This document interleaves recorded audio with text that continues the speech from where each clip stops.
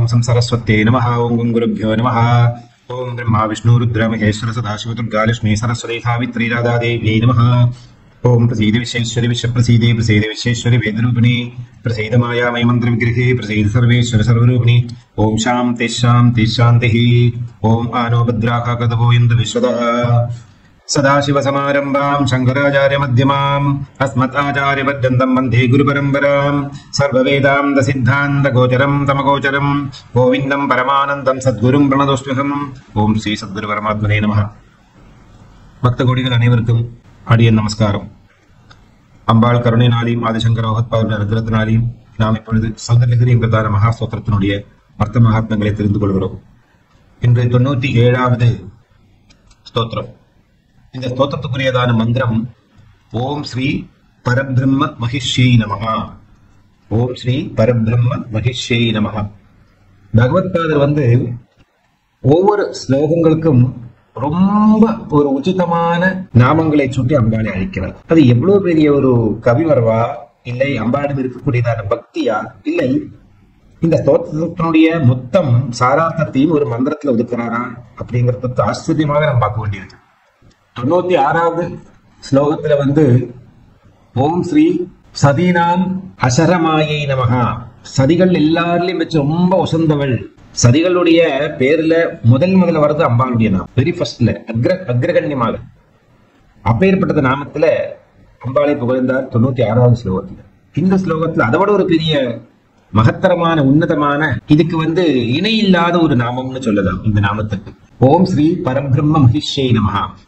சாதாரணமா மகிஷி அப்படின்னா எல்லாருக்கும் இந்த மகிஷாசுரன் ஞாபகம் வரும், இல்ல மகிஷன ஞாபகம் வரும்.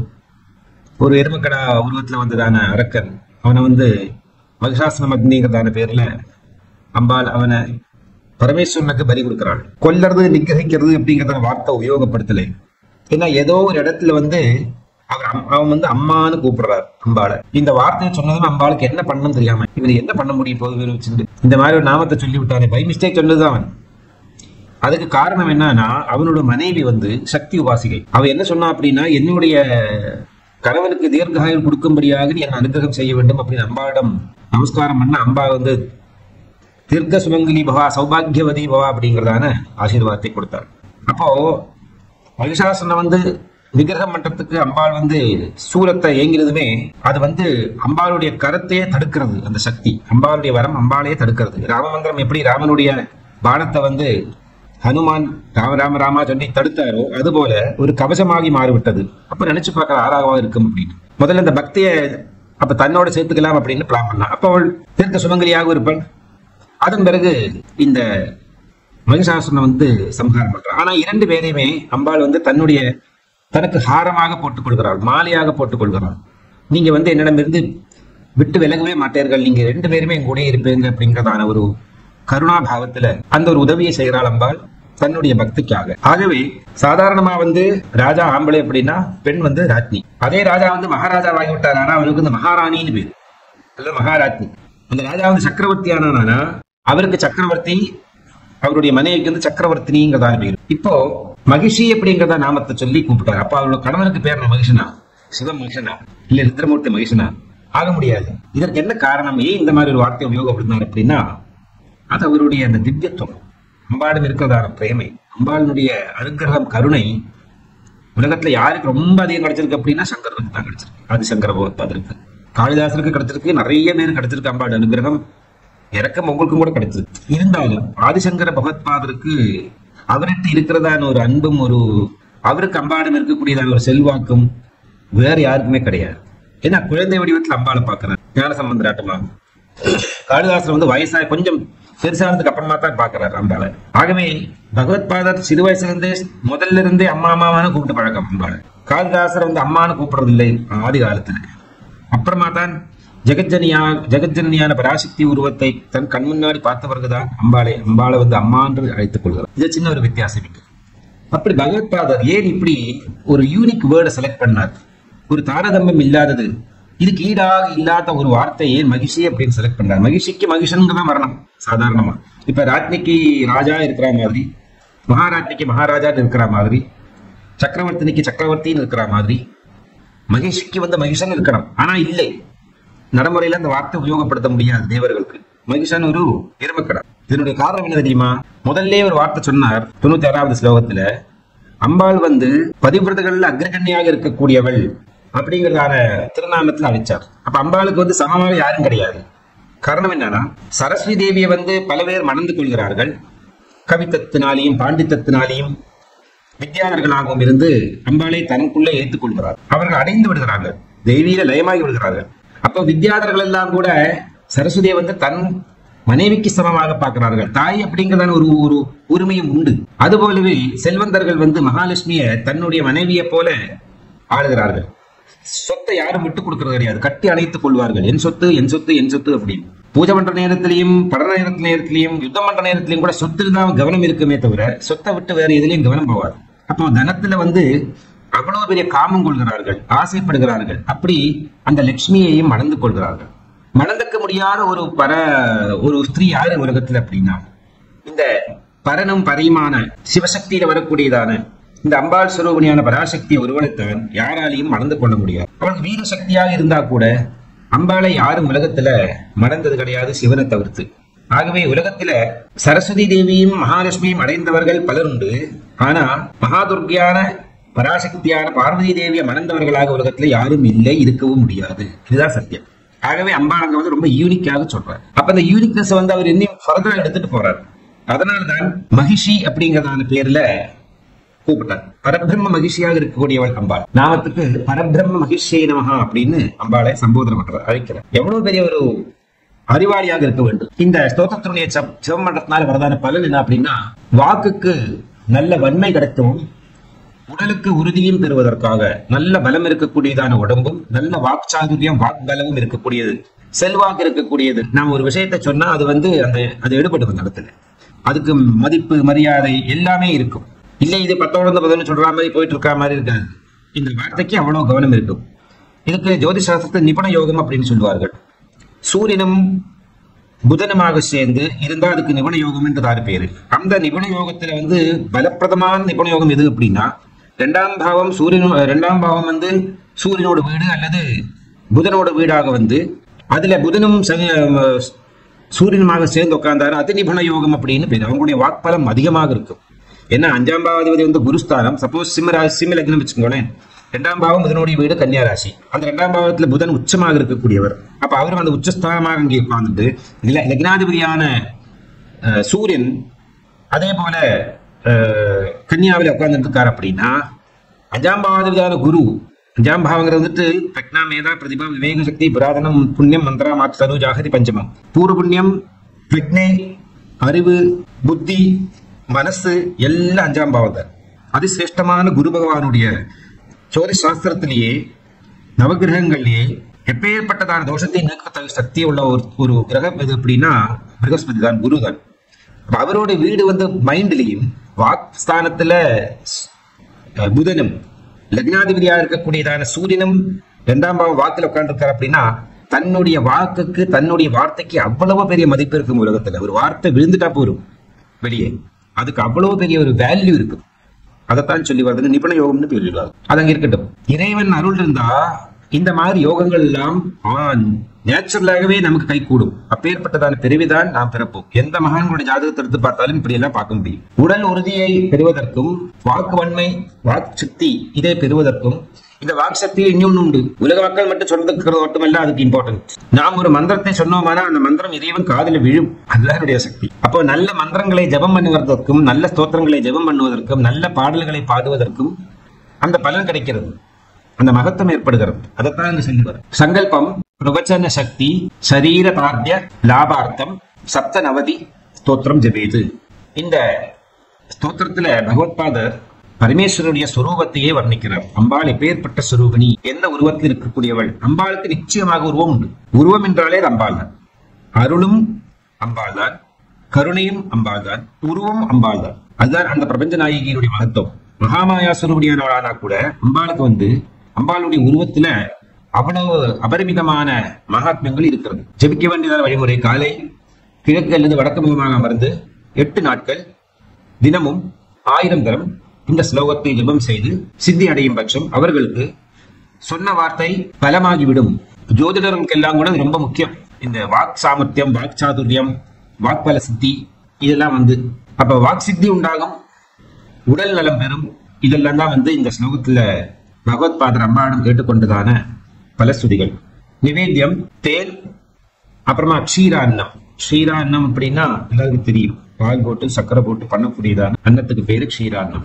இதுக்குரியதான சக்கரம் என்பது கீழ்நோக்கி இருக்கக்கூடியதான திரிகோண சக்கரம்.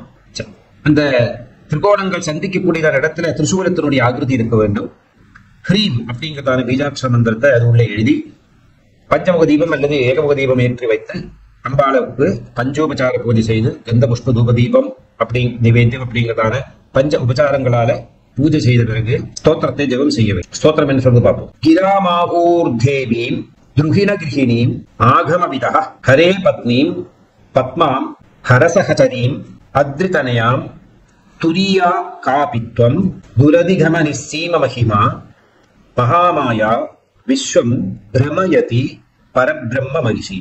கிராமாகுர்தேவீம் துருகின கிருஹிணீம் ஆகமவிதோஹ ஹரே பத்னீம் பத்மாம் ஹரசஹச்சரீம் அத்ரிதனயாம் துரியா காபித்வம் துரதிகமன சீம மஹிமா மகாமாயா விஸ்வம் பிரமயதி பரபிரம்ம மகிஷி.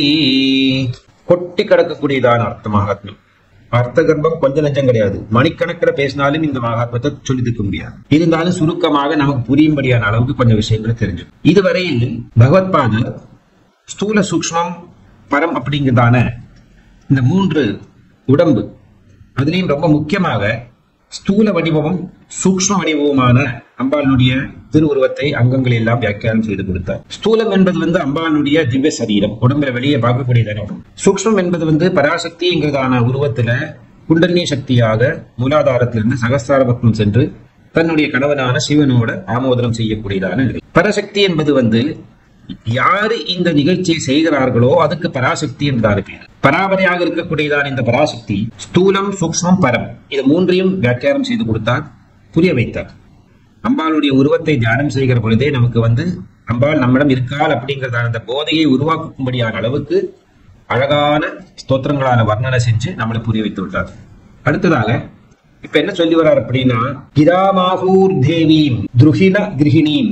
துருகின கிருஹிணீம் அப்படின்னா பிரம்மாவனுடைய பத்னி சரஸ்வதி தேவி என்பதான அர்த்தம். பிரம்ம பத்னியான சரஸ்வதி தேவியையும் ஆகம விதகா ஹரே பத்னீம் பத்மாம் ஹரசஹச்சரீம் மகாவிஷ்ணுவனுடைய கூடவே எப்பவும் இருக்கக்கூடியவள், இதய பத்மத்தில் வாழக்கூடியவளான மகாலட்சுமி தேவியை, இந்த 2 தேவிமாரையும் சகதரீம் அத்ரிகனயாம் சிவபத்னியாக இருக்கக்கூடியவள் பார்வதி தேவி, துரியா காபித்வம் துரதிகம நிஸ்ஸீம மஹிமா சரஸ்வதி தேவியையும் மகாலட்சுமி தேவியையும் நம்மளால அல்லது அதாவது கவிஞர்களாலையும் செல்வந்தர்களாலையும் மணந்து கொள்ள முடிகிறது.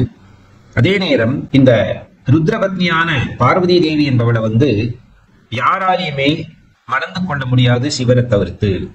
அதற்கான காரணம் என்ன அப்படிங்கிறதான தத்துவத்தை தான் சொல்லுகிறார். ஒரு மனிதனுடைய நிலை என்பது நமக்கு தெரிஞ்சதெல்லாம் 3 நிலைகள். அதாவது ஜாகிரதாவஸ்தா, சொப்னாவஸ்தா, சுஷுப்தாவஸ்தா. இந்த 3 அவஸ்தைகளை தான் நமக்கு தெரியும், நம்ம தெரிந்து கொள்ளவும் முடியும். இதுக்கு மேல ஒரு அவஸ்தை இருக்கு, துரியா அவஸ்தா அப்படின்னு பேர். அதற்கு மேல ஒரு அவஸ்தை இருக்கு, துரியா அதீதம், துரியாதீதாவஸ்தா அப்படிங்கிறது. ஜாகிரத், சொப்ன, சுஷுப்தா, துரியாதீதா. இந்த 5 அவஸ்தைகளும் பரபிரம்மத்தினுடைய வித்தியஸ்தமான நிகழ்வுகள். ஒரு ஜீவாத்மாவுக்கு இந்த 5 அவஸ்தைகள் இருந்தா கூட ஜீவாத்மா 3 அவஸ்தைகளை மட்டும் அனுபவிக்கிறது. பரமாத்மா இந்த 5 அவஸ்தைகளையும் ஜீவாத்மாவிலூட அனுபவிக்கிறார். பரமாத்மா சைதன்யம் தான் ஜீவஸ்வரூபத்தை அடைந்து ஜீவாத்மாவாக நம்மளுடைய உடம்புக்குள்ள அமர்ந்து, இன்ஃபேக்ட் நாம அந்த ஜீவனுக்குள்ள உட்கார்ந்து இருக்கோம். ஆனா சொல்லிக்கிற பழக்க வழக்கத்துல ஜீவாத்மா நம்மளுடைய உடம்புல உட்கார்ந்து இருக்கு சரீரத்துல. என்ன நம்ம சம்ஸ்காரம் என்னன்னா உடம்புதான் எல்லாம். இன்ன வரைக்கும் ஜென்மாவில துவைத விருத்தியை செஞ்சு நமக்கு நம்மளுடைய சம்ஸ்காரங்கிறது என்ன, பழக்க வழக்கம். பல ஜென்மாக்களாக இருக்கக்கூடியதான பழக்க வழக்கங்கள் தான் நம்மளுடைய சம்ஸ்காரம். ஆகவே நம்மளுடைய சம்ஸ்காரத்தை நாம் எப்பவுமே இன்ன வரைக்கும் துவைதமாகத்தான் வாழ்ந்திருக்கோம். கோடிக்கணக்கான ஜனங்கள்ல ஒருவர் தான் அத்வைதியாக இருப்பார், மற்றபடி எல்லாருமே துவைத வாசனையோட தான் இருப்பார். அப்போ நானு நீ அப்படிங்கிறதான வித்தியாசம் பார்த்து இவ்வளவு இந்த கடைசி ஜென்மா வரைக்கும் வந்திருக்கு. இந்த ஜென்மாவில தான் நமக்கு இது 2ம் வேறு அப்படிங்கிறதான அந்த தத்துவத்தை விட்டு இது ரெண்டும் ஒண்ணுதான், ஏகம் சத் விப்ராஹா பகுதா வதந்தி, அத்வைதம் அப்படிங்கிறதான இந்த ஒன்றே தான் நாம் இவ்வளவு நாளா பிரிச்சு பிரிச்சு பிரிச்சு பிரிச்சு பிரிச்சு பார்த்து கடைசியில ஒண்ணும் இல்லைன்னு தெரிஞ்சப்போ அந்த முதல்ல எது இருந்ததோ அதுதான் நான் அப்படிங்கிறதான உணர்வை நாம் உணர்ந்து கொள்கிறோம்.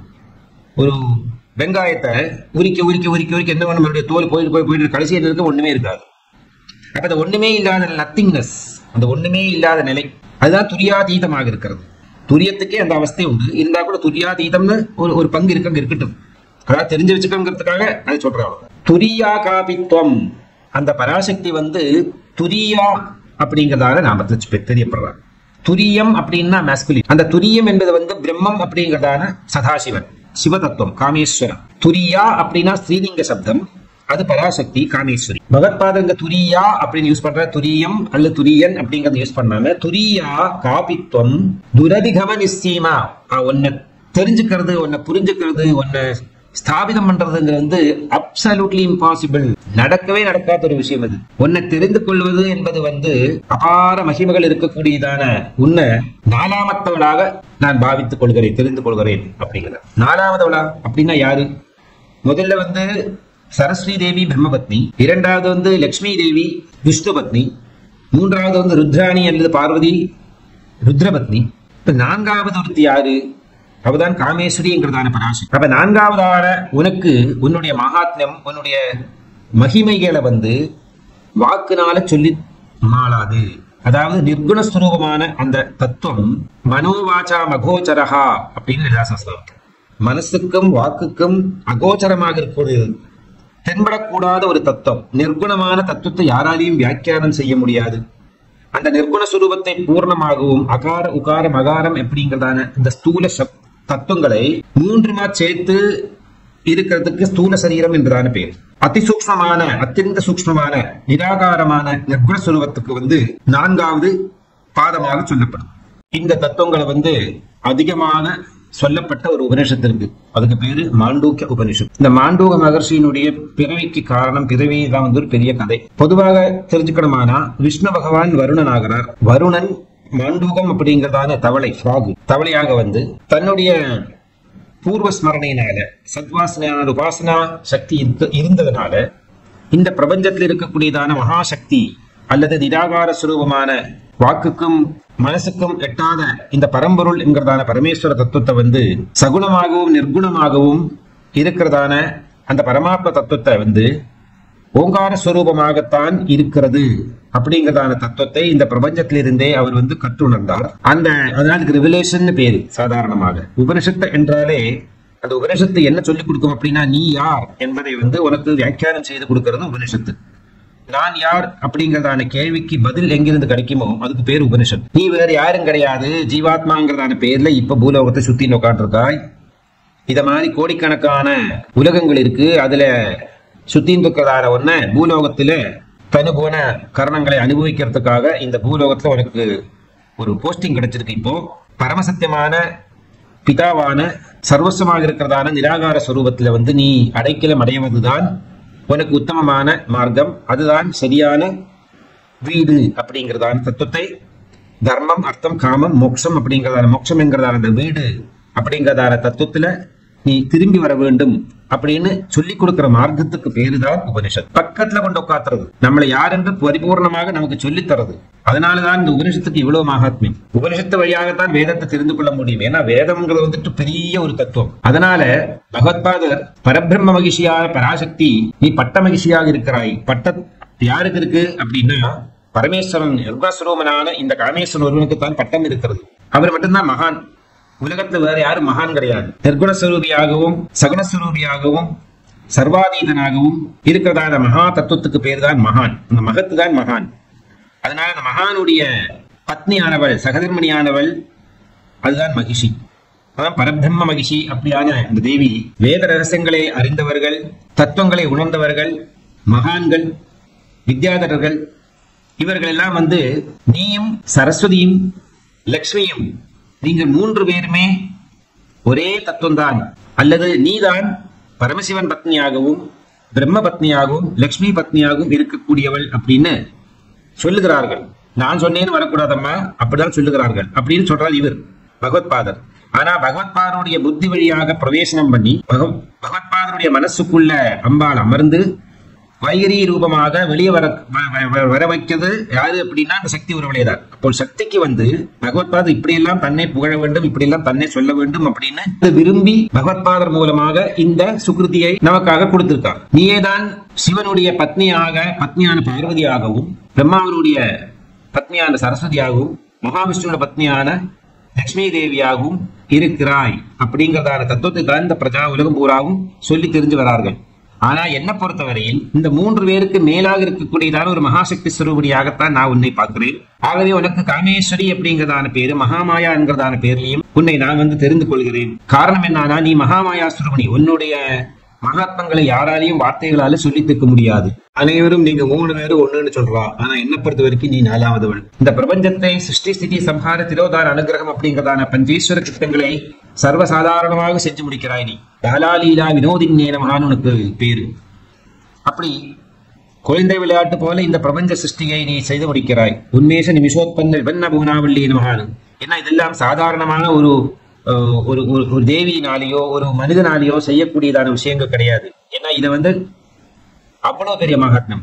ஒரு எக்ஸாம்பிள் பார்க்க போறோமானா, ஒரு புவனம், கோடிக்கணக்கான புவனங்கள், அதுல கோடிக்கணக்கான பிரம்மாண்டங்கள், அந்த ஒவ்வொரு பிரம்மாண்டத்திலையும் ஒரு சௌரபதம், அந்த சூரியனை சுற்றி கிரகங்கள், அவருக்கு மேல நட்சத்திரங்கள், இவங்க எல்லாம் ஒருத்தருக்கு ஒருத்தர் இடிச்சுக்காம ஒருத்தருக்குள்ள நடுவில் இருக்கிற அந்த டிஸ்டன்ஸ், அந்த புரோட்டான், நியூட்ரான், எலக்ட்ரான், லைஃப்ட்ரான் அப்படிங்கிற இவங்களோட எல்லாம் தொடர்பு, இவங்க எப்படி ஆட்டமாக பரிணாமம் பண்றார்கள், அந்த ஆட்டத்திலிருந்து எப்படி ஒவ்வொரு அணுக்கள் உருவாகி அது வழியாக சிருஷ்டியை உருவாக்கி இப்படி ஒவ்வொரு 84 லட்சம் இனத்துல இருக்கிறதான ஜீவராசிகளை பூமியில மட்டுமே உற்பத்தி பண்ணி எல்லாம் இவனுக்கு இது சாப்பாடு, இவனுக்கு இது போகம், இது இவனுக்கு சுகம், இது இவனுக்கு அழிவு அப்படின்னு எல்லாத்தையும் ஏற்பாடு பண்ணி வர்ணாசிரமங்களை விதானம் பண்ணி இந்த பிரபஞ்சத்தை இப்படி கொண்டு நடத்துறதுக்கு யாரால முடியும்? மாயாஸ்வரூபியான ஒன்னால மட்டும்தான் முடியும். அந்த மாயாஸ்வரூபி என்பவள் அதிர்ஷ்டியானவள், நிர்குண பரபிரம்ம சுரூபமாக இருக்கக்கூடியவள். காரணம், இந்த 4வது சக்தி என்று சொல்லக்கூடியதான காமேஸ்வரி ஸ்ரீசக்கரத்துல பிந்துஸ்தானத்துல காமேஸ்வரன் காமேஸ்வரோடு இடகணைந்து இருக்கார்கள். அவர்களை ஒருத்தருக்கு ஒருத்தர் பிரிக்க முடியாத ஒரு பிந்து ரூபமாகத்தான் இருந்திருக்கு. அதனால்தான் காமேஸ்வரனும் காமேஸ்வரியும் ஒன்றாகவும், இந்த 2 ஒன்றாகினால் அதுக்கு அத்வைதம் என்றான பேர். பகவத்பாதர் 2 ரெஸ்பான்சிபிலிட்டி இருக்கு அவருக்கு. ஒண்ணு அவர் அத்வைத பிரச்சாரகர், 2வது அவர் ஸ்ரீவித்யா உபாசகர் கூட. அதனால அவருக்கு அத்வைத படியும் வியாக்கியானம் செஞ்சாக வேண்டும், அந்த சித்தாந்தத்தோட இணைந்திருக்க வேண்டும். அதே நேரத்தில் ஸ்ரீவித்யா ஸ்வரூபமாகவும் அவர் இணைந்திருக்க வேண்டும். அத்வைதம் என்ன சொல்றது? 2 அல்லாதது ஏதோ அது அத்வைதம். உலகத்துல பூராவும் துவைதம் தான் இருக்கு. துவைத விற்பி அல்லது துவைத பாவனை இருக்கிறதுனால்தான் நான் வேறு இறைவன் வேறு அப்படிங்கிறதான எண்ணமே நமக்கு இருக்கு. அத்வைதமாக இருந்தால் நான் தான் இறைவன், இறைவன் தான் நான் அப்படிங்கிறதான கொள்கை வந்துவிடும். அது படிப்படிப்படியாக மாண்டூக உபனிஷத்தை நாம கத்துக்க போறோம். இந்த உபனிஷத்தை சொன்னபடி அது இந்த மாண்டூக உபனிஷத்தை 12 ஸ்தோத்திர கண்டங்களாக இருக்கு. 4-5 கண்டத்துல 12 ஸ்லோகங்களாக சொல்லப்பட்டிருக்கு. அது எல்லாத்தையும் இப்ப வியாக்கியானம் பண்ண முடியாது. நான் அம்பாட்ட கேட்டிருக்கேன், உபநிஷத்துக்கு அட்லீஸ்ட் 108 உபநிஷத்துக்கு வியாக்கியானம் பண்ணலாமா அப்படின்னு கேட்டிருக்கேன். ஏன்னா முடியாதுக்கு ஆயிடுச்சு, இந்த வகுப்பு முடியுமே. இப்போ 97 ஸ்லோகம் வந்தாச்சு. இதுக்கப்புறம் என்ன அப்படிங்கிறதான கேள்வி அம்பால அனுகிரகம் பண்ணி கொடுத்த வருஷம் அதை பத்தி பேசலான்னு ஒரு ஐடியா இருக்கு. பாப்போம். அப்போ அப்படி ஒரு சான்ஸ் வரும்படி. ஆனா அப்போ அந்த டைம்ல ஒவ்வொரு உபநிஷத்துலயும் வியாக்கியானம் பண்ற நேரத்தில் ரொம்ப பிரமாதமா நம்ம தெரிஞ்சுக்க முடியும் டீட்டெயிலா. இப்ப ரொம்ப தேவையான அளவுக்கு சில விஷயங்களை நாம் தெரிஞ்சுக்க வேணும். அப்படி ஆதிசங்கர பகவத்பாதர் அத்வைத பிரச்சாரகன், அதாவது ஏக நிலை, ஏகத்துவம், அதுதான் அத்வைதம். ஸ்ரீவித்யா உபாசனை என்பது ஸ்ரீவித்யா உபாசனா ரகசியம் என்பது அநேக நிலை, வித்தியஸ்தமாக இருக்கக்கூடியது, துவைதமாக இருக்கக்கூடியது, விசிஷ்டாத்வைதமாக இருக்கக்கூடியது, பலவித சித்தாந்தங்களாக இருக்கக்கூடியது, பிரகிருதியில் இருக்கக்கூடியதான வித்தியாசங்கள் நாம் என்னெல்லாம் எதையெல்லாம் பார்க்கிறோமோ அதுபடி இருக்கக்கூடியதான பலதாக இருக்கிறது. சக்தி தான் பலதாக இருக்கா இந்த உலகத்துல. அந்த பலதாக இருக்கக்கூடியதான சக்தி தான் சிவனை நாடி செல்கிறார். அம்பாள் மட்டும் தனியாவா போறாள்? அம்மா அனைவரையும் கையில பிடிச்சிட்டு கூட்டிட்டு போறா. அவர் அம்மா தானே குழந்தைகளை எல்லாம் கையில பிடிச்சிட்டு கூட்டிட்டு போவா. அது மாதிரி சிவஞான பிரதானி சிவனை பார்ப்பதற்காக கணவனான உங்களுடைய அனைவருடைய அப்பாவையும் நான் காட்டித்தரத்துக்காக உங்களை கூட்டிச் செல்கிறேன் அப்படின்னு சக்தி என் வழியாக நீங்கள் எல்லாம் சிவனை அடையலாம். இது போலவே தான் சக்திக்கும் விஷ்ணுவுக்கும் வித்தியாசம் இல்லை என்பதனால்தான் விஷ்ணு புராணத்திலையும் பாகவதத்திலையும் எல்லாம் விஷ்ணு பகவான நான் உங்களை கூட்டிட்டு போறேன் சிவன்கிட்ட, என் வழியா உங்களுக்கு சிவனுக்கு அடையலாம், என் வழியாகத்தான் உங்களுக்கு அடையிறது ரொம்ப ஈஸி. ஏன்னா நிறைய நேரம் நான் தான் உங்களுடைய அஃபேர்ஸ் ஹேண்டில் பண்றேன். ஸ்திதி தான் ரொம்ப பெருசு, பிறவியும் இறப்பும் ரொம்ப சீக்கிரமாக முடிந்து விடுகிறது, வாழ்நாள் தான் ரொம்ப பெருசாக இருக்கு. இதை காப்பாத்துக்கிறவன் நான், எனக்கு காப்பாற்றும் தெய்வம் அப்படிங்கிறதான பட்டம் இருக்கு. ஆகவே எனக்கு சிவனை ரொம்ப நன்னா தெரியும், நான் நிறைய அவரை பார்த்திருக்கேன், பேசியிருக்கேன், தியானம் பண்ணியிருக்கேன், உணர்ந்து இருக்கேன். அதனால நீங்க எங்கிட்ட வாங்குவோம், ஏன்னா உங்களுடைய இம்மீடியட் பாஸ் நான் தான். இப்போ இந்த பூலோகத்தை எல்லாத்தையும் ஸ்திதி காரியங்களை பூர்ணமாக செய்ய வேண்டியது நான் தான். அதனால நீங்க எங்கிட்ட வந்தா போறோம், அங்க இங்கெல்லாம் போக வேண்டாம், நான் உங்களை கூட்டிட்டு போறேன். அப்ப இந்த விஷ்ணுவுக்கும் சக்திக்கும் வித்தியாசம் இல்லை, ரெண்டு பேரும் ஒண்ணுதான். ஆனா சகோதரி சகோதரர்கள் அப்படிங்கிறான பேர்ல தெரியப்படுறார். ஸ்ரீவித்யா சாஸ்திரம் என்ன சொல்லும் அப்படின்னா, பஞ்ச பிரம்ம ஸ்வரூப லட்சணத்தை கற்று தியானம் செய்து பூஜை புரஸ்காராதிகளை செய்து நாம் பராசக்தி வழியாக சிவத்தை அடைகிறோம். அப்படி அடையணும் என்பதுதான் அதனுடைய உத்தேசம். ஸ்ரீவித்யா என்ன சொல்லும் அப்படின்னா, என்ன சொல்லுகிறது அப்படின்னா, இந்த சிவனை எப்படி அடையலாம்? 3 முக்கியமான மார்க்கங்கள். ஒன்னு வேதாந்த மார்க்கம், 2 யோக மார்க்கம். அந்த யோக மார்க்கத்துல குண்டலினி அபியாசம் இருக்குது. இன்னொன்னு உபாசனா மார்க்கம், அதுதான் பக்தி மார்க்கம், பூஜா மார்க்கமாக இருக்குது. அப்ப பூஜை புரஸ்காராதிகளை செஞ்சு அம்பாள் வழியாக சிவனை அடையலாம். இல்லை மெடிடேட் பண்ணி குண்டலினி சக்தியை எழுப்பி மூலாதாரத்திலிருந்து சகசிராபத்மம் வரைக்கும் யோக நிலை வழியாக சென்று சிவனை அடையலாம். 3 சாஸ்திரம், வேதம், நிராகார தத்துவம், அத்வைத படனம், இதையெல்லாம் பண்ணி ஞானம் மார்க்கம் வழியாக ஞான சம்பாத்தியத்திலூட அந்த ஞானம் என்ன கிடைக்க போறது, அப்படி ஞானம் என்ன தெரிய சொல்ல போறது அப்படின்னா, ஓங்கார பரபிரம்மஸ்வரூபான இந்த பரமேஸ்வரன் நீதான், தத்துவமசி அசி தத்துவம் அப்படின்னு சொல்ல போறது. அதை நாம் உட்கார்ந்த இடத்துல இருந்தே உணரக்கூடியதான் நிலை. எந்த இடத்துல இதுல பார்த்தாலும் ஒரு ஞானிக்கு எல்லாத்திலையும் ஒரே கண்ணுதான். அந்த இறைவன் தான் பல உருவமாக இருக்கார், பலதாக இருக்கார் அப்படிங்கிறதான எண்ணம் வருதுதான் ஞானம். இறைவன் தான் எல்லாத்தையும் கொண்டு நடத்துறார், அனைத்துக்கும் காரணம் இந்த இறைவன் தான். சர்வ சுகபோகங்களுக்கும் சர்வ துக்கங்களுக்கும் சர்வ நாசத்துக்கும் சர்வ உற்பத்திக்கும் சர்வ நிலைக்கும் எல்லாத்துக்கும் காரணமாக இருக்கக்கூடியது இந்த பரமேஸ்வரன் அப்படிங்கிறதான மகத்தத்துவம் என்று சொல்லக்கூடியதான இந்த மகான் தான் அதுக்கெல்லாம் காரணம் அப்படிங்கிறதான பரமஞானம். அதுதான் அது கண்டுபிடிக்கிறதான வழி என்னன்னா, ஓங்காரத்தை ஸ்புடம் பண்ணி ஓங்கார தத்துவத்திற்கான மகாத்மங்கள் எல்லாம் தெரிந்து கொண்டு புரிந்து கொண்டு நடைமுறையில கொண்டு அதோடையே வாழ்ந்து அதாகவே ஆகித்தீர்க்கு, அதாக ஆக வேண்டும். அதுதான் என்னுடைய முக்கியம். மாண்டூகோபனிஷத்து என்ன சொல்றது? ஓம் இத்தேத் அக்ஷரமிதம் சர்வம். ஓம் அப்படிங்கிறதான அக்ஷரம்தான் சர்வமானது. ஓங்காரத்தை எல்லா மந்திரங்கள் மாத்திரைகள் இருக்கு அப்படின்னா அகாரம் உகாரம் மகாரம் ஓம். அப்படி அகார உகார மகாரம் சேர்ந்ததான பிரணவ மந்திரம் அல்லது அந்த பிரணவஸ்வரம், இதுக்கு அப்பதான் அக்ஷரமிதம் சர்வம், எல்லாம் இந்த அக்ஷரத்துக்குள்ள அடங்கி விடுகிறது. அகார உகார மகாரம் என்கிறதான ஓங்கார மந்திரத்துக்குள்ள சர்வம் அடங்கி விடுகிறது. இனி ஒரு வார்த்தை சொல்லும் அப்படின்னா, சர்வம் ஓங்காரம் ஏவா, எல்லாம் ஓங்காரமாகவே தான் இருக்கிறது. ஓங்காரம் தான் சர்வமாகி விட்டது.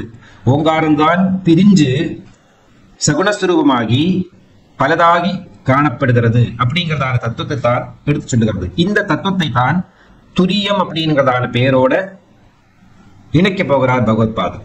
அப்படி ஸ்ரீவித்யா வழியாகவும் அம்பாளை தெரிஞ்சுக்கலாம். ஸ்ரீவித்யாவுக்குள்ள நிறைய வகபேதங்கள் உண்டு, அதெல்லாம் நம்ம படிச்சுட்டோம். ஆத்ம வித்யா, மகாவித்யா, ஸ்ரீவித்யா. காமசேவிதா, காமனால சேவிக்கப்பட்டவள், நாமளும் ஆசையோட செய்ய வேண்டும்.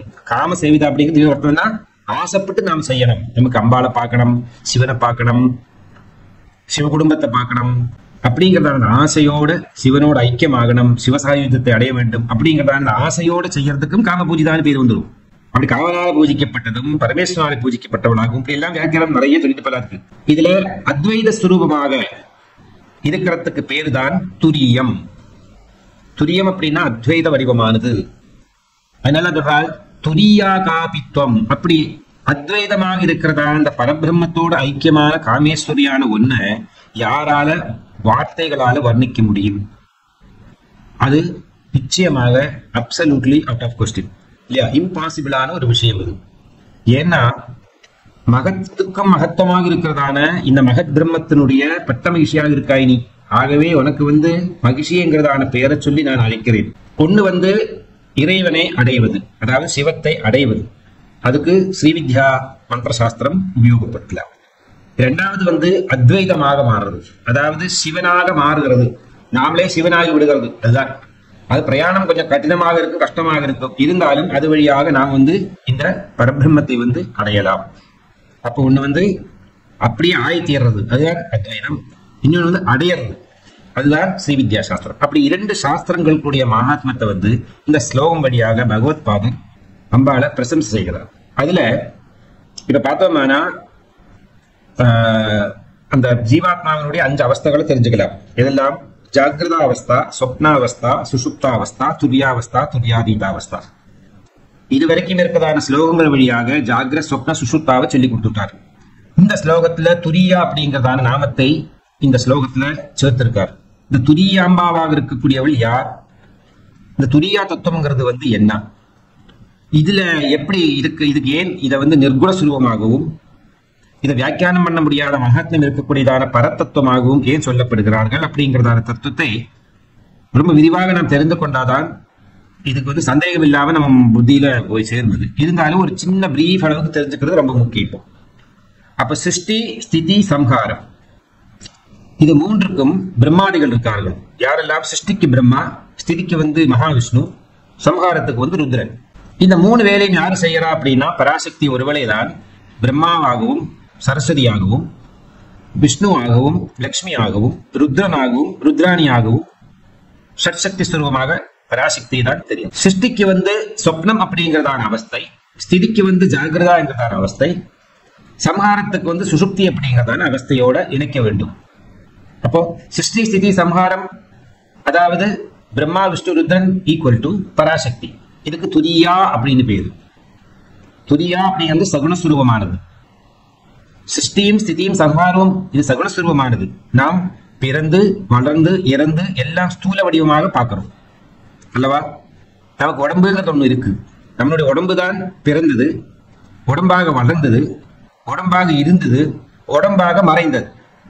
இப்ப 3க்கும் டான்ஜிபிளான ஒரு ஹார்ட்வேர் இருக்கு, தொடக்கூடியதான ஒரு சரீரம் அப்படிங்கிறது ஒண்ணு இருந்தது. அதனால இதுக்கு சகுணம் என்றதான பேர். சகுணம் என்றால் குணம் இருக்கக்கூடியது, தெரிந்துக்க முடியாது. சத்வரஜஸ்தமஸ் சேர்ந்ததான இந்த சப்த தாதுக்களால சேர்ந்து, தசேந்திரியங்களால சேர்ந்து, 4 அண்டக்கரணங்களோட சேர்ந்து, பஞ்ச பிராணங்களோட சேர்ந்து இருக்கக்கூடியதான ஒரு தத்துவ பிண்டம், இது ஒரு ஜீவ பிண்டம். அதனால இதுக்கு சகுணம் என்றதான பேர். இதுதான் சக்தி.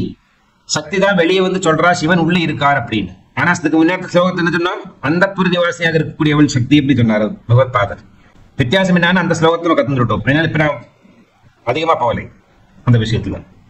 இனிமேல் இந்த சொப்னம், ஜாகிரதா அண்ட் சுசுப்தி, இப்ப மேட்சிங் பண்ற நேரத்துல ஒரு சின்ன வித்தியாசம் தெரிஞ்சுக்கணும். நம்ம இப்போ சிருஷ்டி, ஸ்திதி, சம்ஹாரம் இருக்கிறது பிரம்மா விஷ்ணு ருத்ரன். அது போலவே நமக்கு வந்து சொப்னம், ஜாகிரதா, சுசுப்தி அப்படின்னு சொல்லிக்கலாம். ஜாகிர சொப்னா சுசுப்தினா நம்ம சொல்லி கேள்விப்பட்டிருக்கோம் எல்லாமே. ஆனா சிருஷ்டிங்கிறது வந்து சொப்னாவஸ்தையில சிருஷ்டி செய்யறோம். நிறைய விஷயங்கள் நாம் சொப்னத்துல தான் பிளான் பண்றோம். நாம பிளான் பண்றோம் அப்படின்னா உடம்பு மட்டுமல்ல பிளான் பண்றது, ஜீவனுக்கு வந்து அதனோட ஓன் பிளான்ஸ் இருக்கு. அது மனசோடு சேர்ந்து இணங்கி சொப்னாவஸ்தையில வந்து மனசுல ஜீவாத்மான எல்லா விஷயங்களையும் சொப்னத்தை பார்க்க வைக்கிறது. ஜீவாத்மா ரொம்ப சுதந்திரமாக இருக்குது. சரீரத்தை படுக்க போட்டா செல்லுவா, இனிமே சொப்னத்தை போட்டு தள்ள வேண்டியதுதான். இஷ்டத்துக்கு எங்க வேணா பறக்கலாம், ஓடலாம், சாடலாம், மரத்துல ஏறலாம், குதிக்கலாம், ஃப்ரீயா இருக்கிறதான ஒரு நிலை சொப்னாவஸ்தை. ஏன்னா சொப்னத்துல வந்து எல்லை இல்லாத அளவுக்கு நமக்கு சொப்னம் பார்க்க முடியும். பெரிய கோடீஸ்வரனாக இருக்கலாம், பெரிய இந்த 14 தேவி வாசகர்கள் ஒருவனாகவோ இருக்கலாம், பராசக்தியாகவே இருக்கலாம், பரமேஸ்வரனாகவே அமரலாம், ஒரு கோவிலாக இருக்கலாம், ஒரு பெரிய அரண்மனையாக இருக்கலாம், ஒரு பெரிய ஷிப்பாக இருக்கலாம். என்ன வேணா நமக்கு சொப்னத்துல பார்க்க. சொப்னத்துல ஒரு விதமான நிபந்தனைகளும் கிடையாது, லிமிடேஷன்ஸும் கிடையாது. ஆனா இதெல்லாம் பண்றது யாரு? இந்த ஜீவாத்மா. ஜீவாத்மா தான் பலவிதமான பிளானிங்ஸும் பண்றது. இதுக்கு முன்னாடி ஜென்மாக்கள்ல பண்ணினதான சொப்னம் பலிக்காம போனதுதான் இந்த ஜென்மாவில சஞ்சித கர்மாவாக வந்து அது மெச்சூர்ட் ஆகி இதுக்கு நமக்கு வந்து நம்ம இப்பத்த சரீரத்தை வைத்துக்கொண்டு நம்மளை செய்ய வைக்கிறது. பல காரியங்களை நாம் இப்ப செய்யறது வந்து நம்ம இஷ்டத்துக்குள்ளதல்ல. இதுக்கு முன்னாடி பிளான் பண்ணது செய்ய முடியாம போனதில்லை, இப்ப நம்ம இம்ப்ளிமெண்ட் பண்ணிட்டு வரோம் சம்டைம். ஏன்னா இந்த மாதிரி காரியங்கள் எல்லாம் பண்றதுக்காக மட்டுமே உருவாக்கின ஒரு உபாதி தான் இந்த சரீரம். So Sariram is also not our property. That is also belongs to Jivatma. அதுவும் ஜீவாத்மாவோட ப்ராப்பர்ட்டி தான். அதனால ஜீவாத்மா போனா அந்த ப்ராப்பர்ட்டி கீழே விழுறது, மரணத்தை அடையும். அப்படி சொப்னாவஸ்தையில வந்து நிறைய பிளானிங் பண்றோம். நம்ம ஆக்ஷன்ஸ் நடக்கிறது இல்ல. சொப்னத்துல வந்து ஓடுறான், சாடுறான், குதிக்கிறான், எல்லாம் பண்றான். அப்ப இதுல வந்து ஆக்ஷன்ஸும் இருக்கையில எல்லாம் பண்ண முடியாது. ஸ்திதி வந்து பிசிக்கல் பாடியை வச்சுட்டு பண்றது. அதுக்குதான் ஜாகிரதான்னு பேரு. ஸ்திதி அப்படின்னா என்ன? பராமரிப்பு அல்வா, நடைமுறையில் இருக்கிறதாடு. அது என்ன கை காலு நாக்கு மூக்கெல்லாம் வச்சு நம்ம வந்து தசேந்திரியங்கள், பாணி, சக்ஷுஷு, கிராமணம் பண்றோம், மூந்து பார்க்கிறோம், கேள்வி ஞானத்தை உருவாக்குறோம். இப்படி எல்லாம் உடம்பை வைத்துக் கொண்டு போறதுக்குள்ள ஜாகிரதையான உணர்ந்து இருக்கக்கூடியதான் நிலை. அடுத்து வந்து சம்ஹாரம், எல்லாத்தையும் முடிச்சுட்டு ஆகாரம் வாயை போடணும்னு படுத்து தூங்குறது. இதுக்கு சுஷுப்தான பேரு. அதான் சம்ஹார சுரூபம். அதான் ருத்ராணி அப்படிங்கிறதான ருத்ரம் பண்றதான வேலை.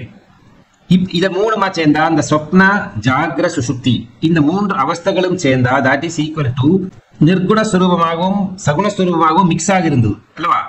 இனிமே அது வந்து சுக்திக்கு தாண்டி இனி ஒரு அவஸ்தை சொல்லி துரியாவஸ்தா அப்படிங்கிறதான அவஸ்தை. துரியம் அப்படிங்கிறதுக்கு பிரம்மம் என்றதான பேர். பிரம்மன் தான் துரியம், துரியத்தினுடைய பேர் தான் பிரம்மம். இந்த பிரம்மம் என்பது வந்து நிர்குண சுரூபமானது. சிவன் சிவனே படுத்துட்டு இருந்தார். அந்த சிவனை தூக்கத்தில் எழுப்பினார் தேவி. சிவசக்தியா யுக்தோ யதி பவதி சக்த பிரபவிதும் நஜேதேவம் தேவோ ந கலுகு குஷலக ஸ்பந்திதமபி அதஸ்த்வாமாராத்யாம் ஹரிஹர விரிஞ்சாதி விரவி பிரணந்தும் ஸ்தோதும் வா கதமகத புண்ணிய பிரபவதி. பிரதம ஸ்லோகத்துல சும்மா இருந்ததான சிவனை தூண்டி விட்டு வாங்கோ இனிமே நமக்கு சிருஷ்டி ஸ்திரி சம்ஹார லீலா வினோதத்தை அனுபவிப்போம் அப்படின்னு சக்தி சிவனிடம் சொல்லுகிறாள்.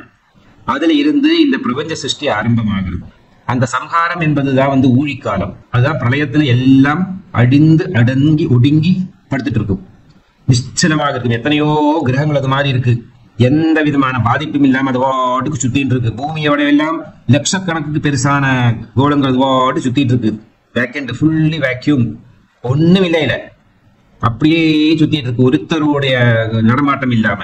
அத மாதிரி இருந்த இந்த பிரபஞ்சத்துல பூமி அப்படிங்கிறதான ஒரு வீடை உண்டாக்கி சிவனே தூங்கிட்டு இருக்கிறதான அந்த சிவனை எழுப்பி வாங்கோ நீங்க தான் என் கணவன், நான் பதிவிரதே, என்னால் எனக்கு வேற ஒரு புருஷன் கிட்ட போக முடியாது, இனி ஒருத்தர் அடைய முடியாது, நினைக்க முடியாது, மனசா வாச்சா கர்மனா எப்பவும் நீங்க மட்டும்தான் எங்க கூட இருக்கக்கூடியவர், ஆகவே உங்களுடைய துணை இல்லாமல் என்னால் எதுவும் பண்ண முடியாது அப்படின்னு. அதுக்கு முன்னாடி ஒரு ஸ்லோகத்தை தெரிஞ்சுவா. முதல்ல வீட்டம்மா தூங்கி இருந்து கணவன் எழுப்பி குழந்தைகள் எழுப்பி அவளை ஸ்கூலுக்கு அனுப்பி ஒரு ஆபீஸ்க்கு போய் எல்லா வண்டி முடிச்சு சிவனே வந்து படுப்பா. கடைசியில படுக்கிற நேரத்தை சும்மா படுக்க முடியுமா? மனசு பூராவும் எண்ணங்கள் இருக்கு. குழந்தை இப்ப ஸ்கூலுக்கு போச்சா, படிச்சுதா, தண்ணி குடிக்கிறானா, அந்த காசு எல்லாம் கவனிக்கிறானா, கணவன் நல்ல ஆபீஸ்ல வேலை பண்றாரா, இவர் திட்டு வாங்கிக்கிறாரா, இவர் 4 பேர் திட்டுறாரா, இப்படி பலவிதமான கனவுகளை பார்த்து ஒரு பெண் என்பவள் வந்து அவளுக்கு ஆக்சுவலி இந்த அமைச்சர் அப்படிங்கிறதான ஒரு வார்த்தை தமிழ்ல யூஸ் பண்றா. மந்திரிக்கு எல்லா வேலைகளும் ரெஸ்பான்சிபிலிட்டி அவருக்கு தான். அவளுக்கு தான் அம்மச்சி அப்படின்னு சொல்றா. மலையாளத்துல அம்மாவுக்கு அம்மச்சின்னு பேரு. அம்மச்சி அப்படின்னா அம்மா தான் எல்லாம் பண்றா அந்த வீட்டுல, சர்வ காரியங்களும் பார்க்கக்கூடியவள். ஒரு பெண்ணுக்கு 5 லட்சம் சொல்லி இருக்கல்லோ, அதுல வந்து ஒண்ணுல வந்து காரியத்தில் மந்திரியாம் அப்படிங்கிறா. புத்தி ஆலோசனை எல்லாம் சொல்றதுக்கு மந்திரியோனுடைய உருவத்தில் இருக்க வேண்டும் ஒரு பெண். அழகுக்கு வந்து லட்சுமி, படுக்கையில வந்து தாசி, இப்படி இருக்க அது பாட்டு போயிட்டு ஒரு கணக்குகள் தான். இப்போ எல்லாமாகவும் இருக்கக்கூடியவளானாலும் அம்பாள் என்ன பண்றான் அப்படின்னா தன்னுடைய கணவன் தான் சர்வம், தன்னுடைய கணவன் தான் பெருசு, தன்னுடைய கணவனால நானே இருக்கேன். ஒரு சுமங்கலிக்கு என்ன லட்சணம், ஒரு சுமங்கலிக்கு என்ன மதிப்பு மரியாதை? கணவன் உயிரோடு இருக்க வேண்டும். கணவன் வந்து நல்லவனோ கெட்டவனோ, இல்லை முடந்தனோ, இல்லை பலவானோ, இல்லை பிரசஸ்தி உள்ளவனோ, இல்லை பண்டிதனோ பாமரனோ, எந்த ஒரு நிபந்தனையும் இல்லை. கணவன் இருக்கானா அவன் சுமங்கலி. மேட்டர். அப்போ அந்த கணவன்கிறது வந்து அவ்வளவு தன்னுடைய கண்களுக்கு சமமானவன் கணவன். ஆகவேதான் ஒரு உத்தமையான பதிவிரதையான தர்மபத்னியான மனைவி, மனதை ஆளுகின்றவள் மனைவி, கணவனுடைய மனசையும் குழந்தைகளுடைய மனசையும் தன்னுடைய மனசையும் பந்துமித்திரர் அத்தனை பேருடைய மனசையும் அளந்து பாகப்படுத்தக்கூடியவள் ஒரு உத்தமையான மனைவி. ஆகவே அந்த மனைவி இத்தனை விஷயங்களை தலை போட்டு ரெஸ்பான்சிபிலிட்டி எடுத்து உழைக்கிறவள் என்ன சொல்றா அப்படின்னா, எனக்கு வேற யாரையும் நினைச்சு பார்க்க கூட முடியாது, அதனால் நீங்க தான் என் கணவனான பத்தியாக இருக்கக்கூடியவர், வாங்கோ எழுந்திருக்கோ, நமக்கு சிருஷ்டி ஸ்ரீ சம்ஹார கிரியாதிகளை ஆரம்பிப்போம் அப்படின்னு. விஷ்ணு விலாசினி விஷ்ணுனுதே, இந்த பிரபஞ்சத்தை பூரா அதாவது இடங்கள்ல கொண்டு நிறுத்தணும். அப்போ பிரபஞ்ச சிருஷ்டி ஆரம்ப காலத்துல வந்து சூரியன் ஒரு பக்கத்துல இருக்கார், சந்திரன் ஒரு இடத்துல இருக்கார். இந்த மாதிரி 365 நாள்லாம் ஒரு வருஷம் அப்படிலாம் கிடையாது. அப்படி கடைசியில மனிதனுக்கு இப்ப வாழறதுக்கு இந்த ஆக்சிஜன் லெவல், இந்த நைட்ரஜன் லெவல், இந்த 49 மருத்துக்கள்ல 49 மருத்துக்கள் இருக்கார்கள் இல்லையா? 49 மருத்துக்கள் 7 விதமாக சலனம் செய்கிறார்கள். வாயுவுக்கு 7 டைப் ஆஃப் சலனம். ஒரு குழந்தை ஆடும், ஓடும், உட்காரும், நடந்து வரும், குதிக்கும், படுத்து உருளும், இப்படி 7 விதமாக ஒரு குழந்தையோட சலனம் இருக்கு. அதுபோல வாயுவுக்கு 7 விதமான சலனம் இருக்கு. அந்த 7 விதமாக ரிப்பீட் ஆகிறதா 49 மருத்துக்கள்ங்கிறதான 49 மருத்துக்களாக சொல்லப்படுகிறார்கள். இதை இந்திரன் அது பெரிய காலம் இது மாதிரி சொல்லியிருக்கிறார். துண்டு துண்டா கட் பண்ணுவார் கர்ப்பத்துக்குள்ள புகுந்து. அப்படி 49 மருத்துக்களாக வெளியே வருது. அவங்களுக்கு தெய்வத்துவம் கிடைக்கிறது. தெய்வத்துவம் ஸ்தானமானங்களை கொடுக்குறாங்க.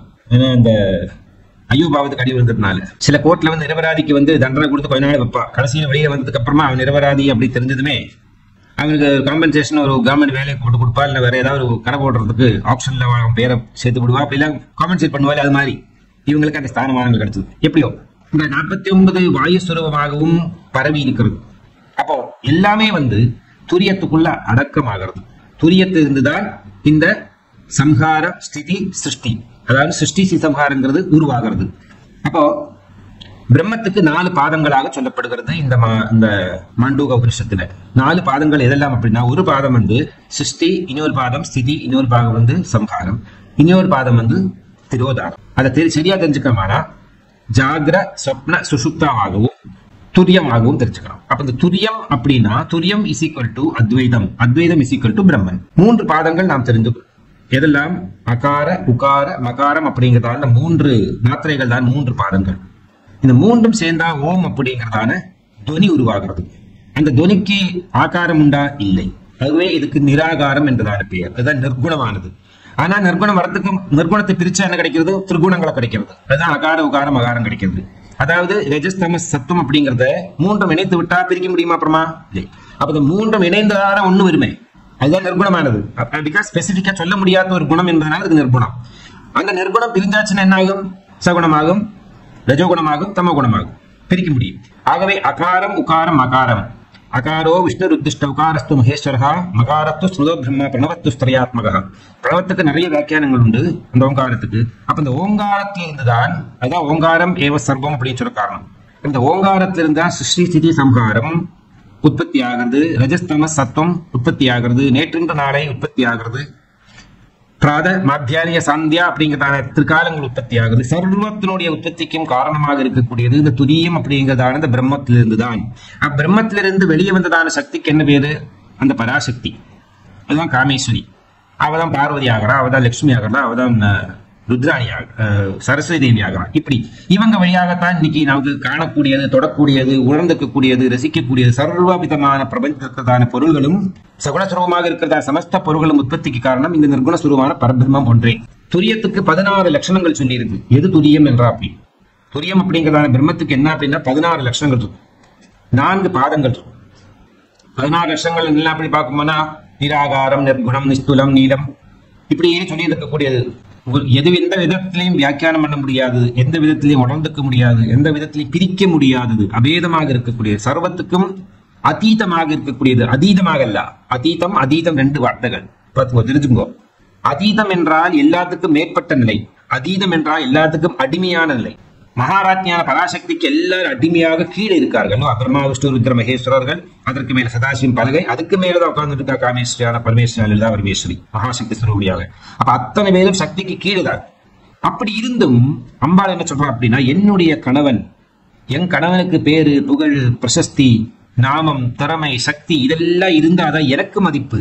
நான் தான் சர்வமாக இருந்தா கூட எனக்கு என் கணவன் தான் முக்கியம். என் கணவன் தான் முதல்ல இருக்க வேண்டும். என் கணவனைத்தான் பிரம்மம் என்று அழைக்க வேண்டும். என் கணவன் இருந்தாதான் இந்த எல்லாமே உள்ளது அப்படிங்கிறது. அப்கோர்ஸ் பராசக்திக்கு சத்தியம் தெரியும், நமக்கு சத்தியம் தெரியாது. ஏன்னா சத்தியத்தை தெரிஞ்சுக்கிறது நம்ம விரும்புறதில்லை. நமக்கெல்லாம் பார்ட்டி பேஸ்டு, அதாவது நம்மளுடைய கொள்கை பேஸ்டு, கொள்கையை பிடிச்சு உட்காந்து இருப்போம். பழா போன கொள்கையினால sometime will never achieve anything in this லைஃப்ல. வீணா போயிடும் தென்மா. சோ சில நேரங்கள் எல்லாத்தையும் விட்டு சர்வதர்மான் பரித்திஜ்ஜ மாமேகம் சரணம் பிரஜா, இதே பகவான் இருக்கிற மாதிரி எல்லாத்தையும் உதறி தள்ளி சர்வத்தையும் ரினௌன்ஸ் பண்ணணும். தியாகம் தியாகம் தியாகம் தியாகம் தியாகம் பண்ணி சர்வத்தையும் தியாகம் பண்ணி இந்த ஜீவன் மட்டும் கொஞ்சமா ஒட்டின்னு இருக்கு. ஏன்னா அதுவும் தியாகம் பண்ணிட்டு அப்புறம் ஒன்றும் அடையறதுக்கும் இல்லை, அடைய முடியாததும் இல்லை. ஆகவே அதை அடையிற வரைக்கும் அந்த போய் ஜம்ப் பண்ற வரைக்கும் அந்த ஜீவன் ஒட்டின்னு இருக்கும். இந்த ஜம்ப் பண்ண நேரத்தை சரியை தள்ளி விட்டுரும். இப்போ ராக்கெட்ல அனுப்புறோமே பகிராசத்துக்கு, ராக்கெட் அனுப்பத்தினா என்னெல்லாமோ கப்ளிங்ஸ் அங்கே எல்லாம் ஜாயின்ஸ் இருக்கு, ஒன்னொன்னாக பிரிஞ்சு கடைசியில் சேட்டலைட் மேலே போயிடும். அது மேலே போனால் அதுக்கு ஒன்றும் தேவையில்லை, அது அங்கே அப்படியே ஃப்ளோட் ஆகிக்கும். அது கீழே விழாது மேலேயும் போகாது, அங்கேயே ஃப்ளோட் ஆகிட்டு இருக்கு. அதே மாதிரி ஒரு நிலையத்தான் இங்க எடுத்துப்பாங்க. பிரம்மம் அப்படிங்கிறதான அந்த தத்துவம் பிரம்மாவாக 3 பிரம்மாதிகளாக நாம் தெரிஞ்சுட்டு இருக்கோம். ஒண்ணு பிரம்மா, விஷ்ணு, ருத்ரன். இனிமேல் அந்த நிர்குண ஸ்வரூபனுக்கு கத்துட்டோம் இல்லவா, துரியம். அந்த துரியத்துக்கு பேர் தான் சிவன். அந்த சிவனோட சேர்ந்திருக்கக்கூடியதான சக்திக்கு துரியா அப்படின்னு பேரு. அவளுக்கு பேரு தான் சிவா. Shivan masculine, Shiva feminine. இவ 2 பேரும் சேர்ந்தா அதுக்கு பிரம்மம் என்றதான பேர். சிவனும் சக்தியும் சேர்ந்தா அதுக்கு பிரம்மம் என்றதான பேர் வரும். அது நபும்சகத்தமாயிடும். சிவனும் சக்தியும் இடகலந்தது, பாதி பாதி உடம்பு இருக்கக்கூடியவர்கள். ஆகவே அதுக்கு பிரம்மம் என்ற ஒரிஜினல் பிரம்மம் அப்படின்றால் சிவசக்தி அப்படிங்கிறதான தத்துவம் உருவாகிறது.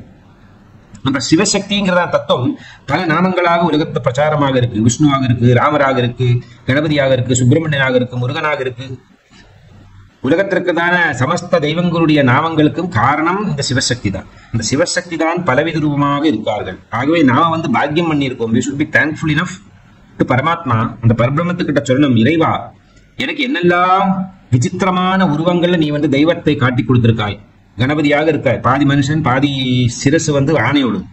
நரசிம்மமூர்த்தியாக இருக்காய், பாதி மனிதனுடைய உடம்பு, தலை நரசிம்ம சுரூபம். ஹயகிரீவராக இருக்காய், குதிரையினுடைய முகம், மனிதனுடைய உடம்பு, தேவனுடைய உடம்பு. முருகன் எப்பவுமே சிறு குழந்தையாகவே இருக்கார், எத்தனை யுகங்கள் முடிந்த பிறகு. இதெல்லாம் விசித்திரம் ஆச்சரியம் என்பானே.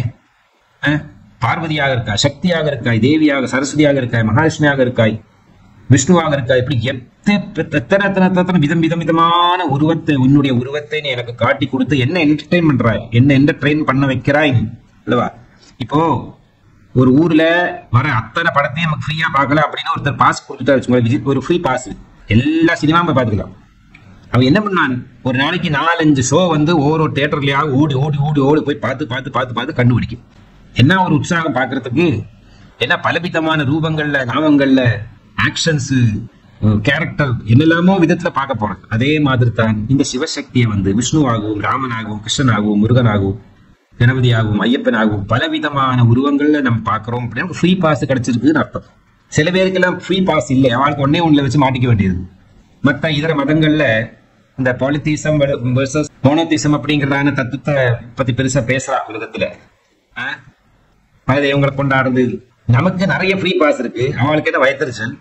அவங்களுக்கு ஒரே ஒரு படத்தை, ஒரே ஒரு ஆக்டர்ஸை மட்டும்தான் பார்க்க முடியும். நமக்கு அப்படி கிடையாது. நமக்கு பலவிதமான ஹீரோஸ், பலவிதமான ஹீரோயின்ஸ், பலவிதமான அவங்களுடைய புத்திர பௌத்திராதிகளுடைய சமத்கார், லீலா வைபவங்கள், வினோதங்கள் என்னெல்லாமும் நமக்கு பார்க்கறதுக்கு இருக்கு. So we should be thankful, we should be happy with it. But at the end of the day எல்லாம் இந்த சிவசக்தி ஒண்ணுதான். அப்படி மகாமாயா ஸ்வரூபிணி இந்த பிரம்மாண்டத்தை, இந்த புவனங்களை பூராவும் பிரமயதி அப்படிங்கிறதான வார்த்தை உபயோகம் பண்ணார். பிரமிக்க வைக்கக்கூடியவள். பிரமணம்ங்கிறதுக்கு ஆச்சரியம்ங்கிறதான அர்த்தம் உண்டு, சலனம்ங்கிறதான அர்த்தம் உண்டு. பிரமண பதம்னு பேரு, சஞ்சாரம் செய்யக்கூடியதான மார்க்கம், இடம். இன்னொன்னு பிரமிக்க வைக்கிறது. சுனயன விப்ரமர பிரமர பிரமர பிரமர பிரமராதிபதே ஜய ஜய ஹே மகிஷாசுரமர்தினி ரம்யகபர்தினி சைலசுதே. அதுலயும் இந்த பிரம்மண வார்த்தை. அப்படி சரஸ்வதி என்றதான சிருஷ்டி, லக்ஷ்மி என்கிறதான ஸ்திதி, பார்வதி அல்லது துர்கா அல்லது ருத்ராணி என்கிறதான சம்ஹாரம், இவங்க 3 பேரையும் தன்னுள்ளே சேர்த்துக்கொண்டு திரோதான சக்தியாக, நிர்குண சுரூபமாக, இவங்களுக்கு 3 பேருக்கு மட்டும்தான் குணம். யாருக்கு? சரஸ்வதி, லட்சுமி, பார்வதிக்கு மட்டும்தான் குணம். அதே மாதிரி சிருஷ்டி, ஸ்திதி, சம்ஹாரத்துக்கு மட்டும்தான் குணம். இது 3ம் சேர்ந்து விட்டா அதுக்கு என்ன பேரு? திரோதானம், துரியாதீதம். அப்படி துரியம் அப்படிங்கிறதான் நிலை ஏற்படுகிறது. துரியத்துக்கு குணம் இல்லை, அது நிர்குணமானது. ஆகவே காமேஸ்வரனும் காமேஸ்வரியுமான அந்த பராசக்தியில இவங்க 3 பேரும் ஐக்கியமாகிறார்கள். ஆகவே காமேஸ்வரன் காமேஸ்வரியே தான் சரஸ்வதியாகவும் லட்சுமியாகவும் பார்வதியாகவும் இருக்காள் என்பதனால்தான் இந்த ஸ்லோகத்துல பகவத்பாதம் சொல்றாருன்னா, அம்மா நீதானே சரஸ்வதியாக இருக்காய், நீதானே லட்சுமியாக இருக்காய், நீதானே பார்வதியாக இருக்காய் அப்படின்னு நிறைய வித்வான்கள், மகான்கள், வேதவியாசம் போன்றதான மகான்கள் எல்லாம் கூட வியாக்கியானம் பண்ணி சொல்லியிருக்கா. அப்படித்தானே அப்படின்னு பகவத்பாதர் அம்பாள்கிட்ட கேட்கிறார். இதுல சத்தியம் இருக்கா இல்லையா நீயே தீர்மானம் பண்ணு. என் மண்டையில ஏற்றி விடாத மாதிரி எனக்கு அந்த மாதிரி உணர்வு வரட்டும் அப்படிங்கிற. சோ அடைய வேண்டியதான பொருள் சிவம், அடையறதுக்குள்ளதான மார்க்கம் அதாவது உணர்வு, அதுதான் சக்தி. சோ முதல்ல நாம் என்ன பண்ணணும் அப்படின்னா, நம்மளுடைய பூஜை புனஸ்காரம் ஆகட்டும், சாதனா சதுஷ்டயம் ஆகட்டும், எந்த உபாசனா மார்க்கம் ஆகட்டும், எந்த யோக மார்க்கம் ஆகட்டும், எல்லா வழியாகவும் முதல் நாம் உணர வேண்டும். அதாவது இறை சக்திங்கிறது ஒன்று உண்டு, அதை அடைவதற்கு பல மார்க்கங்கள் உண்டு. மனித பிறவியில நமக்கு நல்ல தாய் தந்தை கிடைத்திருக்கு, நமக்கு நல்ல சத்சங்காதிகள் கிடைத்திருக்கு. எல்லாத்தையும் நாம் முதல்ல என்ன பண்ணிருக்கோம் அப்படின்னா அக்செப்ட் பண்ணிட்டு உணர்ந்திருக்கோம். Awareness being created. புரியுதா? இந்த வேர்ல்ட் மாடர்ன் வேர்ல்ட்ல தான் சொல்றான், அவேர்னஸ் இஸ் எவ்ரிதிங். உன்னோட பாடி, உன்னோட சோல், உன்னோட everything is nothing but awareness. According to science அவரோட மேக்ஸிமம் ரீச் அவேர்னஸ் தான். நமக்கு அதுக்கு மேலே இருக்க நிலை அதுதான் when where science ends the spiritualism begins அப்படிங்கிறது நம்மளுடைய சாஸ்திரம். ஆகவே சரஸ்வதிக்கும் லட்சுமிக்கும் பார்வதி தேவிக்கும் உருவம் உண்டு. இவங்க 3 பேரும் சேர்ந்தா அருவமாயி உருவம் இல்லாத நிலையான காமேஸ்வரிங்கிறதான பரமேஸ்வரிங்கிறதான இந்த பரபிரம்ம மகிஷிங்கிறதான பராசக்தி ஸ்வரூபிணியாக மாறிவிடுகிறார். அதனால்தான் கவிஞர்கள் மகான்கள் எல்லாம் நீதான் பிரம்மாவனுடைய பத்னியான சரஸ்வதியாகவும், நீதான் மகாவிஷ்ணுடைய பத்னியான மகாலட்சுமியாகவும், நீதான் ருத்ரானுடைய பத்னியான ருத்ராணியாகவும் மாறி இருக்காய் அப்படிங்கிறதான தத்துவத்தை அவர்கள் சொன்னதை நீ சரி வைத்துக் கொண்டிருக்காய் நினைக்கிறேன் அப்படிங்கிறதான ஒரு தத்துவத்தை எடுத்து சொல்லுகிறார். அப்போ பிரம்மத்துக்கு 4 பாதங்கள் இருக்க தெரிஞ்சு கொண்டோம். அகாரம், உகாரம், மகாரம். 4வது நிர்குணம் என்றதான பெயர். இந்த 3 பாதங்களுக்கு பெயர் தான் பிரணவம், அதாவது ஓம். அதுதான் ஸ்தூலம், சூக்ஷ்மம், பரம் அப்படிங்கிறதான 3 தத்துவங்கள். இந்த 3 தத்துவங்களை எது வழியாக உணர்ந்து கொள்ள முடியும் அப்படின்றால் 7 அங்கங்கள், சிரசிலிருந்து பாதம் வரைக்கும் நமக்கு 7 அங்கங்களாக நாம் உணர முடிகிறது. அந்த 7 அங்கங்களுக்கு 19 முகம் இருக்கு. 19 முகம் இருக்கு. எதெல்லாம் அப்படின்னா திசேந்திரியங்கள் 10 இந்திரியங்கள் 10 முகங்கள், பஞ்ச பிராணர்கள் 5 பிராணன் 5 முகங்கள், 4 அந்தக்கரணங்கள் மனசு புத்தி சித்த அகங்காரம், இந்த 4 பேர். அப்படி 10 + 5 + 4 19 முகங்கள். இந்த 7 அங்கங்கள் வழியாக நாம் சகுனத்தை தெரிந்து கொள்ள முடியும், புரிஞ்சு கொள்ள முடியும், உணர முடியும், எல்லாம் பண்ண முடியும். இந்த தத்துவத்தை இனியும் அட்வான்ஸ் பிலாசபிங்கிறதான மார்க்கத்துல படிக்க போனோமானா, ஜாகிரதாவஸ்தையில இந்த ஜீவாத்மாவுக்கு வைஸ்வானரன் என்றதான பேர், அதே நேரம் சொப்னாவஸ்தையில தைஜசன் அப்படிங்கிறதான பேர், சுஷுப்தியில பிராக்ஞன் என்றதான பேர். லலிதா சஹஸ்ரநாமத்துல நாம இந்த ஸ்தோத்திரத்தை கத்துருப்போம். சுப்தா பிராஜ்ஞாத்மிகா துப்ய சர்வாவஸ்தா விவர்ஜிதாயே நமஹ, ஸ்வபந்தி தைஜசாத்மிகாயே நமஹ, இதெல்லாம் கேள்விப்பட்டிருப்போம். வைஸ்வானராய வித்மஹே லாலா லீலாதீமிஹி தன்னோ அக்னி பிரஜோதயாத். அந்த அக்னி ஸ்வரூபமான சூடு இருக்கக்கூடியதான தத்துவத்துக்கு ஜீவாத்மா என்றதான பேரு. ஜீவனுக்கு கொதிப்புண்டு, நெருப்புண்டு. இந்த அக்னிமயமான ஸ்வரூபந்தான் ஜீவாத்மா. அந்த ஜீவாத்மாவுக்கு 2 பங்கிகள், 2 சிறகு. அதுதான் சூரியனும் சந்திரனும். அப்ப சூரிய மண்டலத்திலிருந்தும் சந்திர மண்டலத்திலும் கிடைக்கக்கூடியதான பல பலத்துல இந்த அக்னி ஸ்வரூபமான இந்த ஜீவன் உடம்புக்குள்ள உட்கார்ந்து எல்லா விஷயங்களையும் கத்துக்கிறது. ஆகவே ஜாகிரதாவஸ்தைக்கு வைஸ்வானரன் என்றதான பேரும், சுப்னாவஸ்தையில தைஜசன் அப்படிங்கிறதான பேரும், சுஷுப்தியாவஸ்தையில பிராக்ஞன் என்கிறதான பேரும் இந்த ஜீவாத்மாவுக்கு இருக்கு. சேதனன் அச்சேதனன் அப்படின்னா 2 பேரும் உண்டு. அதெல்லாம் இருக்கட்டும். மொத்தத்துல நமக்கு தெரிஞ்சுக்க வேண்டியதான பரம சத்தியம் என்ன அப்படின்னா, வியாச மகர்ஷிகள் போன்றதான மகான்கள் கூட பிரம்மபத்னியான சரஸ்வதியாகவும், விஷ்ணுபத்னியான மகாலட்சுமியாகவும், ருத்ரபத்னியான ருத்ராணியாகவும், சிவபத்னியான அதாவது பார்வதியாகவும் நீயாகவே தான் இருக்கா எப்படிங்கிறதான தத்துவத்தை அவர்கள் சொன்னார்கள். ஆனா என்னுடைய அபிப்பிராயத்துல உன்னை இந்த மாதிரி சகுனஸ்வரூபத்துல புரிஞ்சுக்கிறதோ தெரிஞ்சுக்கிறதோ அளக்கிறதோ எல்லாம் கூட முடியாத ஒரு விஷயம் என்று எனக்கு நன்றாகவே தெரிகிறது. ஏன்னா உன்னை உனக்கு அபார மகிமைகள் இருக்கிறதுனால சொல்ல முடியாத அளவுக்கு மகாத்மியம் இருக்கக்கூடியதான ஒன்ன எப்படி வார்த்தைகளால சொல்லி இதுதான் காமேஸ்வரி, இதுதான் லலிதாம்பிகை, இதுதான் பராசக்தி என்று சொல்ல முடியும்? ஏன்னா நீ பண்றதான விளையாட்டு, இந்த பிரபஞ்ச பரிபாலனம், இந்த பிரபஞ்சத்தையும் இந்த பிரம்மாண்டங்களையும் பிரமிக்க வைக்கக்கூடியதான உன்னுடைய திறமை, உன்னுடைய மகாத்மியம், உன்னுடைய சக்தி அபரிமிதமானது. சமயத்துக்கு காலம் உண்டு. சமயத்தினுடைய ஷார்டஸ்ட் சமயம் எது தெரியுமா? வேதாந்தத்தை சொல்றது ஷார்டஸ்ட் சமயம் அப்படிங்கிறது என்ன அப்படின்னா, ஒரு ஊசி எடுத்துட்டு 2 தாமரை இதழ்கள் இருக்கு, 2 தாமரை பெட்டல்ஸ், லோட்டஸ் பெட்டல்ஸ் 2, அது 2ஐயும் சேர்த்து வச்சுக்கிறது, பக்கத்துல 2ஐயும் ஒட்ட வைக்கிறது. அதுல ஊசியால குத்தினா இந்த ஊசி அந்த பின்னாடி இருக்கிறதான பெட்டலோட பின்பறத்துக்கு வரத்துக்கு எவ்வளவு டைம் எடுக்குமோ அதுதான் டைமோட ஷார்டஸ்ட் டைம். இது ஒரு மகர்ஷி கண்டுபிடிச்சிருக்கார். இந்த பாரத தேசத்துல தெரியக்கூடாத மகிமையை அளந்து திட்டப்படுத்த முடியாத ஒன்ன ஸ்ரீவித்யாஸ்வரூபிணியாக இருக்கு. ஸ்ரீவித்யாஸ்வரூபிணி அப்படின்னா சகுணஸ்வரூபிணின்ற அர்த்தம் இல்லவா? வித்யா அப்படின்னா வெளியே தெரிய வந்தது, தெரியக்கூடியது அப்படிங்கிறதான தத்துவத்துக்கு பேர் தான் வித்தை. அவித்தை என்றால் தெரிய முடியாதது, மாயாஸ்வரூபமானது, மறைந்திருக்கக்கூடியது, ஹிடன். அதனால் ஸ்ரீவித்யாஸ்வரூபிணி என்றாலே சகுணஸ்வரூபத்துல அகார உகார மகாரத்தினுடைய வித்தியஸ்தமான பாவனைகள்ல தெரியப்படக்கூடியதான ஒரு மகத்தத்துவம், ஒரு பராசக்தி, ஒரு உருவம் அப்படிங்கிறதான அர்த்தத்தை தான் சொல்றார். அதனால தேவிய பராபட்டாரிகா தேவிகா அப்படின்னு பேரு. இந்த பராபட்டாரிகா தேவிங்கிறதான வார்த்தை கர்க்கமாலா சூத்திரங்கள் வருது. அப்படி பகவத்பாதர் ரொம்ப ரசிச்சு இந்த ஸ்லோகத்தை உருவாக்கி அம்பாளுக்கு மாலையா சூட்டியிருக்கார்.